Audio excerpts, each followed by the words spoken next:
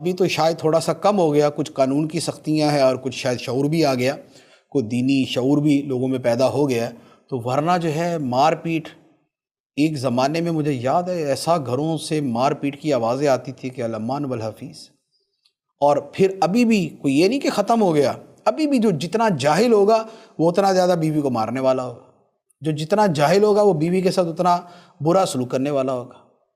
نبی پاک صلی اللہ تعالیٰ علیہ وسلم نے فرمایا کہ تم میں کوئی شخص اپنی بیوی کو ہرگز اس طرح نہ پیٹے جیسے اپنے غلام کو پیٹتا ہے، کہ بیوی کوئی غلام باندھی نہیں ہے کہ جس کے ساتھ ایسا سلوک کیا جائے۔ ایک اور حدیث مبارک میں فرمایا کہ جب تم کھاؤ تو بیوی کو بھی کھلاؤ، جب تم پہنو تو بیوی کو پہناؤ، نہ اس کے چہرے پر مارو، نہ اسے برا بھلا کہو اور نہ اسے جدائی اختیار کرو، اور اگر کوئی ایکسٹریم صورت آ جائے تو فرمایا گھر میں رہتے ہوئے اس سے دوری اختیار کرو، اور اس کا مطلب بھی افہام و تفہیم، ناراضگی کا اظہار، تاکہ دوبارہ جو ہے وہ قریب آنے کا موقع ملے۔ یہ نہیں ہے کہ میں ناراض ہو گیا تو اب تو مرتے دم تک میں نے راضی ہونا ہی نہیں ہے، یہ نہیں۔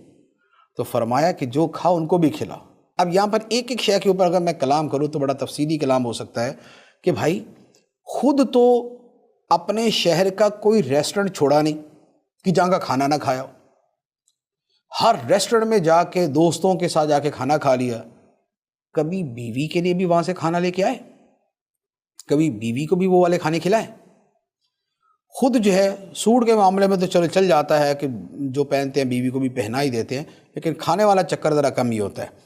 اچھا، پھر فرمایا کہ چہرے پر نہ مارو۔ یہ جو مارنے والا معاملہ ہے اس میں بھی حد میں رہنا تو یوں کہہ لے کہ شاید و باید، تو اس سے بھی کلی طور پر اجتناب کیا جائے، کلی طور پہ اجتناب کیا جائے۔ اور فرمایا برا بھلا نہ کہو۔ بیوی جو ہے وہ کوئی مٹی کا بنا ہوا پتلا نہیں ہوتی کہ جس کے اندر جذبات نہیں ہیں، جس میں کوئی فیلنگز نہیں ہے، جس کے اندر کوئی عقل شعور نہیں ہے۔ ایسا نہیں ہے کہ آپ جو ہے وہ دیوار کو گالیاں دے دیں، برا بھلا کہہ دیں، جو مرضی کر دیں، آپ کا دل تو ٹھنڈا ہو گیا، دیوار کو کیا ہونا، کچھ بھی نہیں ہونا۔ تو بیوی کو دیوار نہیں ہے، بیوی کو مٹی کا مادھو نہیں ہے۔ آپ بولیں گے اس کا بھی دل دکھے گا، اسے بھی تکلیف ہوگی، اس کی بھی دل شکنی ہوگی، اس کی بھی دل آزاری ہوگی۔ تو فرمایا برا بھلا نہ کہو۔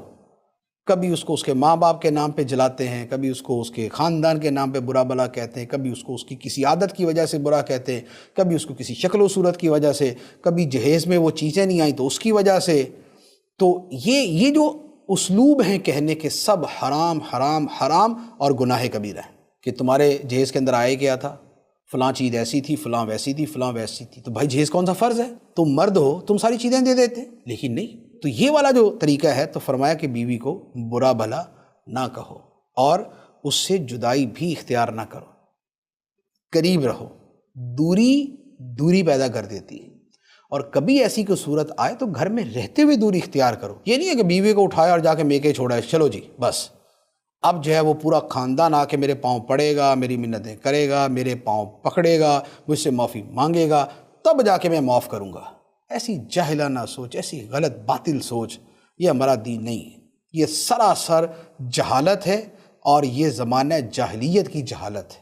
یہ کوئی دین اسلام نہیں ہے، نہیں یہ ہمارے دین کی کوئی تعلیم نہیں ہے۔ فرمایا کہ اسے برا بھلا نہ کہو، اسے جدائی اختیار نہ کرو، اور اگر ایسا کوئی موقع آئے تو گھر میں رہتے ہوئے ہی اس سے تھوڑی سی دوری اختیار کرو تاکہ افہام و تفہیم ہو سکے۔ ایک اور حدیث مبارک عرض کرتا ہوں، فرمایا کہ جو اپنی بیویوں کو مارنے والے ہیں، فرمایا کہ وہ اچھے لوگ نہیں ہیں، یہ برے ہیں، یہ شر والے ہیں، یہ اچھے لوگ نہیں۔ اور نبی پاک صلی اللہ تعالیٰ علیہ وسلم کی ازواج مطہرات کتنی تھی؟ دیکھیں سرکار دو عالم صلی اللہ تعالیٰ علیہ وسلم نے پوری زندگی کبھی کسی زوجہ مبارکہ پر ہاتھ نہیں اٹھایا۔ یہ ہے اخلاق حسنہ اور یہ ہے اسوہ حسنہ۔